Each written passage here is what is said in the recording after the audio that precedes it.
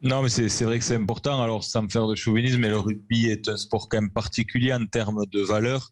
Et je crois qu'on a une génération exceptionnelle aussi à ce niveau-là. Et c'est pour ça, au-delà des résultats, qu'il y a tout cet engouement autour de ce 15 de France.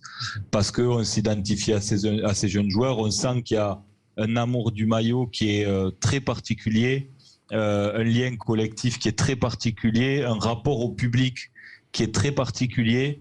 Et donc, tout ça fait que, encore une fois, la performance sportive, elle est au rendez-vous. Mais je pense que finalement, c'est la conséquence de cet état d'esprit et du remarquable travail du staff, parce qu'il faut le souligner, le staff a fait un boulot formidable.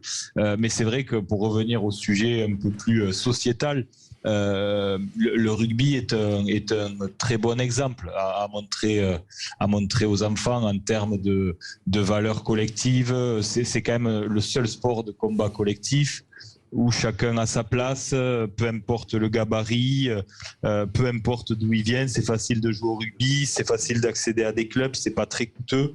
Donc, on attend maintenant que cette Coupe du Monde soit un succès et qu'on retrouve un nombre de licenciés important, puisque la fédération a perdu des licenciés ces dernières années et que tout ça, c'est le nerf de la guerre. Et il faut donner envie aux gamins, filles ou garçons, hein, puisque on parle du rugby masculin, mais les filles vont jouer la finale du Grand Chelem à Bayonne ce week-end dans un stade à guichet fermé.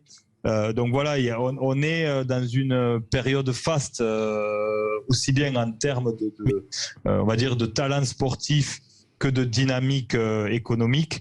Donc espérons que ça serve tout le pays à se rassembler et qu'on y retrouve tous des fruits, que ce soit d'un point de vue économique ou festif. Juste une petite question, Philippe, rapidement. Est-ce que vous ne pensez pas quand même que cet état d'esprit formidable dans le rugby, il est lié à l'absence, entre guillemets,